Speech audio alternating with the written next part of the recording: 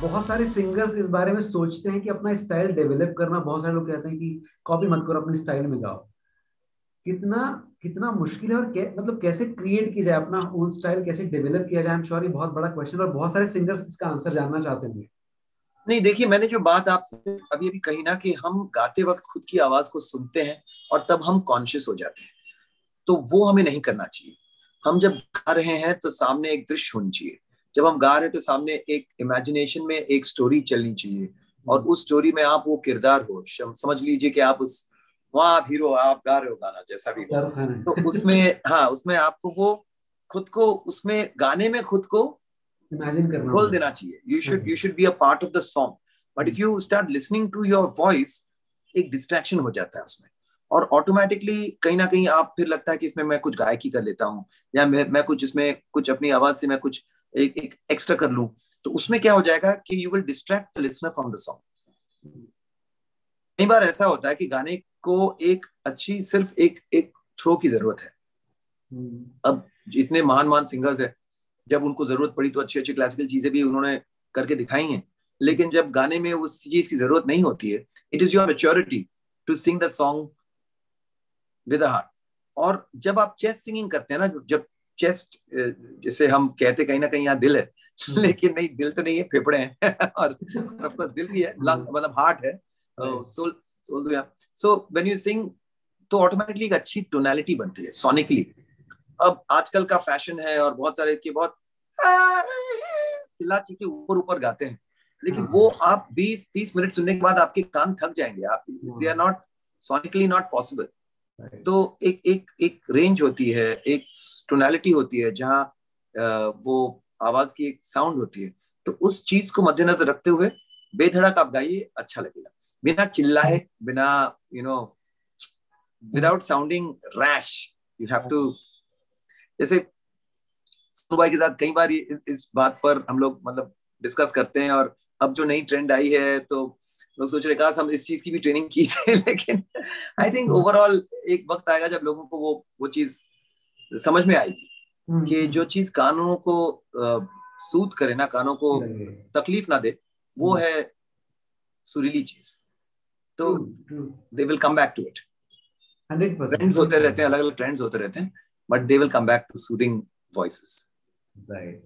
आपकी आपकी आवाज में इतने सारे सॉन्ग्स हैं, लेकिन कभी ऐसा मौका मिले कि आपकी आवाज का कोई सॉन्ग किसी और सिंगर की आवाज में आपको मौका मिले कि मेरा ये गाना कोई ये गा लेता या गाता, तो कौन सा गाना होता वो?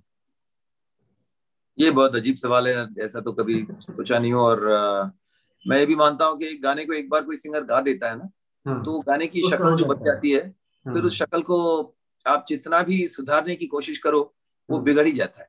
तो और बहुतों ने, जैसे कवर्स होते हैं, अभी मेरे गानों के कवर्स तो अब तक हुए नहीं है किसी भी गाने के, लेकिन आई एम श्योर कि जब होगा तो कोई अच्छा ही गाएगा, उसको अच्छे से ही गाएगा। नहीं नहीं सर, देखिए, आपने शायद क्रिएटर तो देखे नहीं, कंपोजर आपके है, बहुत सारे क्रिएटर इज कवर्स द हो चुके कंपोजर हैं। And the lyricist. और उसके बाद वक्त वक्त में एक ही गाने को कई लोगों ने गाया है। हाँ। तो जैसे जैसे जो आप गाते हैं, थोड़ा थोड़ा उसकी शक्ल, उसकी नाक, मुंह थोड़ी थोड़ी बदल जाती है, लेकिन लगभग चीज वही रहती है।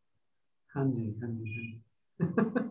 अच्छा, एक सॉन्ग को लेकर हमेशा से क्रेडिट को लेकर ना बहुत सारी बातें चलती रहती हैं कि जी इस सॉन्ग की क्रेडिट जो है वो मेनली देखा जाए तो सिंगर एंड म्यूजिक कंपोजर्स को ज्यादा लोग पहचानते हैं, याद करते हैं, उनको समझते हैं कि ये सॉन्ग शान का सॉन्ग है, ये जी सॉन्ग है वो प्रीतम की कॉम्पोजिशन है।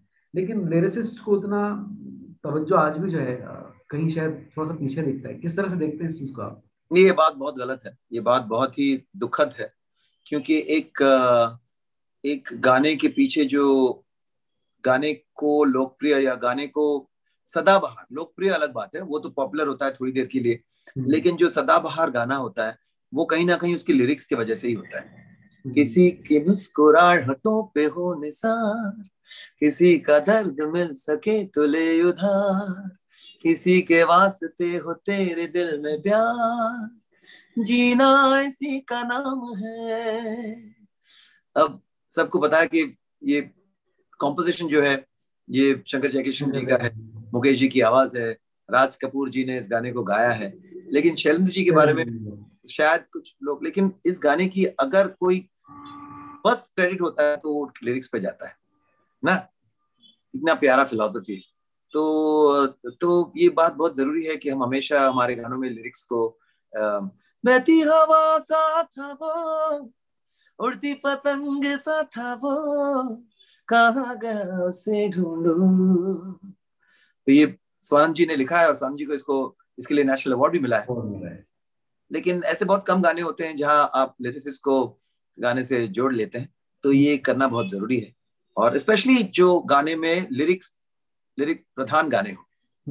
अब जैसे आजकल पार्टी गाने होते हैं कि जैसे कुर्ता पजामा काला काला काला काला काला काला, कुर्ता पजामा काला काला काला काला काला काला, तो ये भी एक अलग किस्म के लिरिक्स हैं।